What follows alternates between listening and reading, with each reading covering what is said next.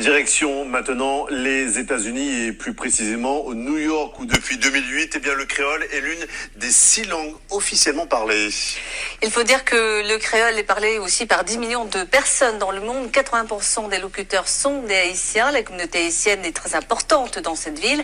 C'est donc tout naturellement que le créole haïtien a été choisi pour figurer sur les documents officiels de New York. Le reportage de nos envoyés spéciaux, Nathalie Sarfati et Denis Rousseau-Caplon. New York vit depuis 2008 à la mode créole. Cette année-là, le maire, Michael Bloomberg, décide que le créole sera la 6e langue officielle. Cette décision concerne des centaines de milliers de créolophones.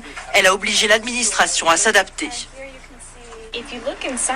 Si vous regardez à l'intérieur, ce que nous faisons, c'est de traduire les informations en différentes langues. Dans cette brochure, ici, nous avons la traduction en créole haïtien. Et l'idée, c'est de faire passer des informations aux New-Yorkais dans une langue qu'ils peuvent comprendre et qui leur permettent l'accès au programme. Hormis la traduction de formulaires, les agences municipales se sont aussi dotées d'employés maîtrisant le créole. Cette reconnaissance est le fruit d'un travail de fond mené par la diaspora haïtienne. C'est le cas de Winnie Lamour qui travaille depuis longtemps pour valoriser la langue. En 2013, elle crée l'Institut des langues créoles. Pour elle, en faire une langue officielle a changé le quotidien des Haïtiens. Cela implique que maintenant, ils ont plus la capacité d'agir pour eux-mêmes, plus de possibilités d'aider leur communauté et leur famille.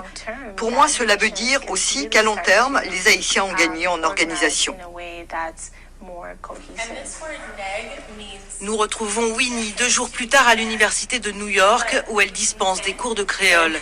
Depuis quelques années, l'intérêt des étudiants pour la langue est grandissant.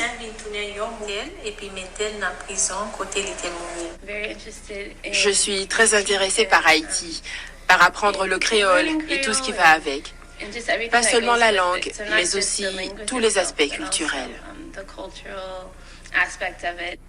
New York accueille l'une des plus importantes diasporas haïtiennes et c'est dans le quartier de Brooklyn que la communauté est la plus représentée et la plus active.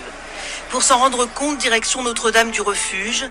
En ce dimanche matin, l'église est pleine pour célébrer les 37 ans de la présence de la communauté haïtienne au sein de la paroisse.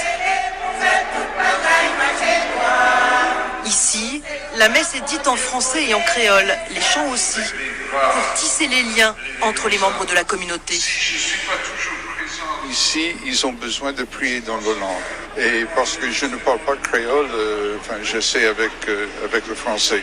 Le problème avec le français, c'est que c'est les gens qui avaient la formation française en Haïti qui parlent français.